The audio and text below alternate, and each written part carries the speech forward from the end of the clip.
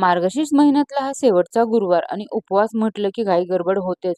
स्त्रियांना हळदी कुंकालाही बोलवायचं होतं आणि स्वयंपाकही करायचा होता. पूजा वगैरे मांडून झालेली होती आणि स्त्रियांना हळदी कुंकालाही सांगायचं होतं.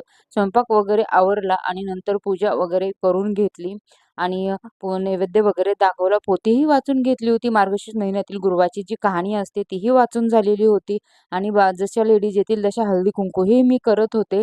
आरती वगैरे करून घेतली. सगळेच घरी होते आणि मुंबईसारख्या ठिकाणी ना सगळ्यांनाच हे व्रत माहिती असतं असं नाही. मग आपल्या गावाकडचे जे असतील त्यांनाच बोलवून वगैरे हळदी-कुंकवाला तर सगळ्यांनाच जमतं, पण आपल्या गावाकडचे जे कोण आहे तिकडे त्यांनाही बोलवून मग आपल्यालाही चांगलं वाटतं.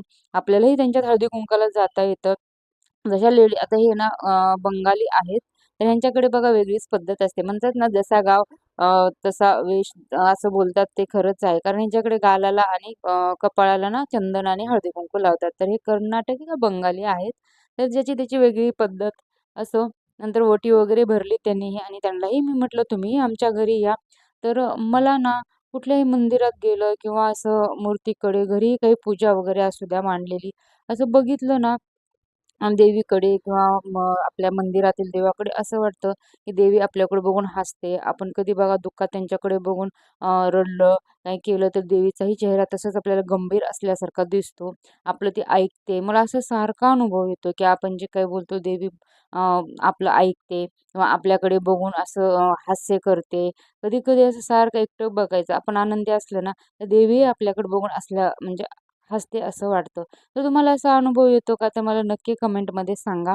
जशा लेडीज येतील ना, तसं मी हळदी-कुंकू करत होते. त्यांनाही मी इकडे आमचे आता गावाकडे आपल्याकडे कसं पोती देतात, महालक्ष्मी व्रताची कथाची पोती वगैरे तसंच देऊन त्यांना खीर वगैरे केली होती, नैवेद्यही दाखवलं होतं. तर बघू शकताय, मला ना ज्यावेळेस असं मंदिराकडे बघते किंवा देवीकडे असं बघते, पूजा वगैरे, तर असं वाटतं देवी आपल्याकडेच बघत आहे, आपलं सगळं ऐकत आहे. मला ना असा नेहमी अनुभव येतो.